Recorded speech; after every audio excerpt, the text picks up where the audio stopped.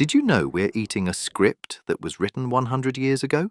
Why did a strip of cured pork, originally a survival food for hard times, suddenly become the king of every fancy breakfast? Behind those three crispy strips lies a massive psychological campaign and fat ratio numbers carefully calculated to trick your brain. The truth is, the name we've used every day for 10 centuries actually means something completely different from what you see on the packaging. I'm Edward, and this is QC Project Simple Things. Stop looking at appearances, start looking at reality.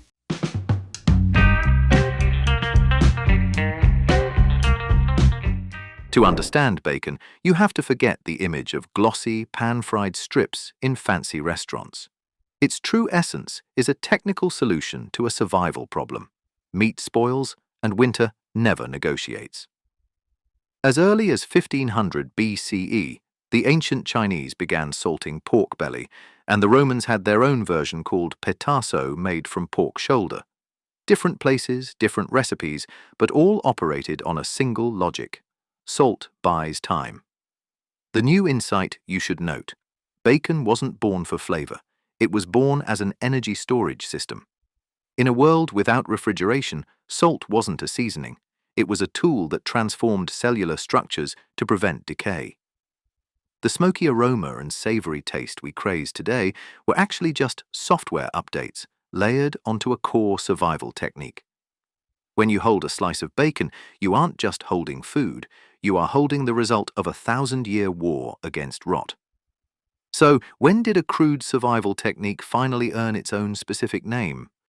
If you're picturing bacon as those uniform long strips in a supermarket, you're already thinking like a modern consumer. In the Middle Ages, bacon wasn't a menu item. It was an umbrella term for all cured pork from the back and sides. The new insight you need to know: back then, a pig was seen as a mobile storage unit.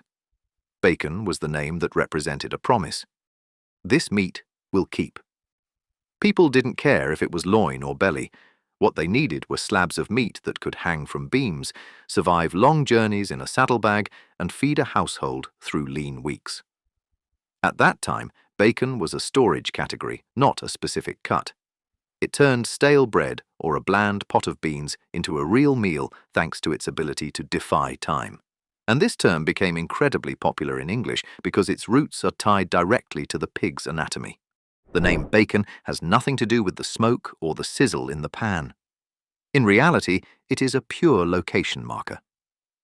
All the ancient roots, from the Germanic bacon to the French bacon, point in one single direction: the pig's back. Bacon is actually a product of a linguistic invasion. When the Normans invaded England in 1066, Norman French blended with native English, transforming bacon into the bacon we use today. For over 1,000 years, the sound may have shifted, but the spine of the meaning remained remarkably consistent. Bacon is back meat. In other words, the name points to the origin of the ingredient long before it points to how you cook it. This raises a practical question. If the original meaning of bacon is back meat, why do most of us today only picture fatty belly strips? To understand why bacon holds its current status, you have to look at the greatest marketing campaign of the 20th century. Before the 1920s, American breakfasts were light. Everything changed when meatpacking companies conducted a massive psychological audit of consumers. The new insight you need to know: they hired experts to convince the public that a heavy breakfast of eggs and bacon was the key to health. This wasn't accidental nutritional advice. It was a sales script designed to move massive amounts of pork from processing hubs like Chicago. It was in the US that bacon was re-identified. Instead of the traditional back meat used in the UK, Americans focused on optimizing pork belly. Why? Because this part is high in fat, easy to crisp up, and extremely hyperpalatable, perfect elements for building a food addiction. From a survival staple of early settlers, Americans upgraded bacon into a cultural ritual.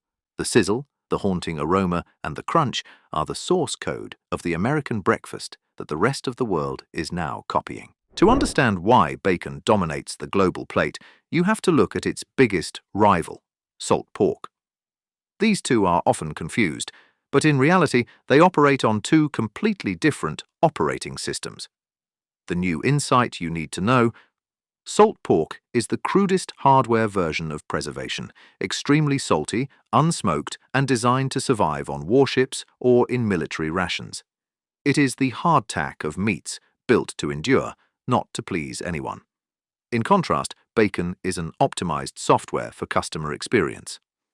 While salt pork remained strictly and dryly pragmatic, bacon began integrating new features: a balance of fat and lean, a smoking process for aroma, and thin slicing techniques for maximum crispness. The truth is, language prioritizes words that evoke positive emotions. Bacon had rooted itself deeply in daily life long before preservation standards were formalized. Once a word becomes a household sound, it resists replacement. Salt pork remained a technical term, while bacon evolved into a dining ritual. One is what you have to eat to survive. The other is what you want to eat to start your day. In 12th and 13th century England, bacon wasn't a luxury for social media. It was a strategic energy source. In a world where food security was a high-risk variable, bacon was the answer: affordable, calorie-dense, and incredibly durable in storage. The practical truth to note: back then, pigs were seen as machines that converted scraps into protein. They foraged on acorns in forests or food scraps, making pork the most accessible protein for the working class.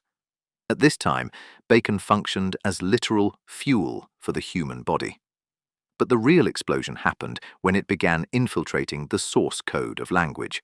The famous phrase, "bring home the bacon," isn't just a metaphor for making money. It traces back to a medieval reality game in the town of Dunmow, Essex. Couples could win a side of bacon if they proved they hadn't argued for a year and a day. Whether this is factual or folklore, it established a brand new script.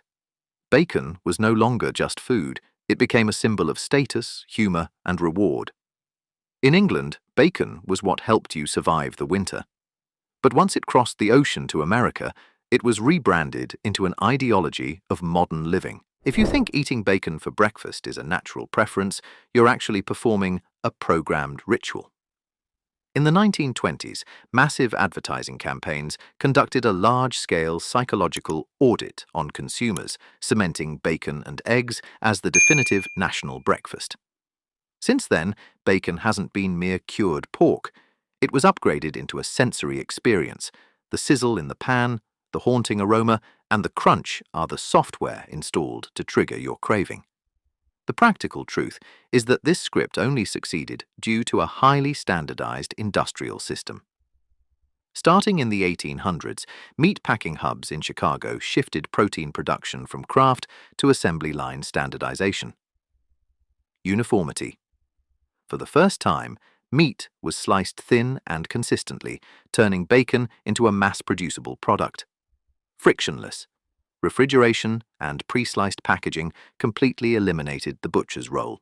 You didn't have to choose or ask, you just grabbed a pack that looked exactly like 1,000 others. But remember, the source of this empire began as an adaptability tool. Settlers brought pigs to America because they reproduced quickly and thrived in harsh conditions.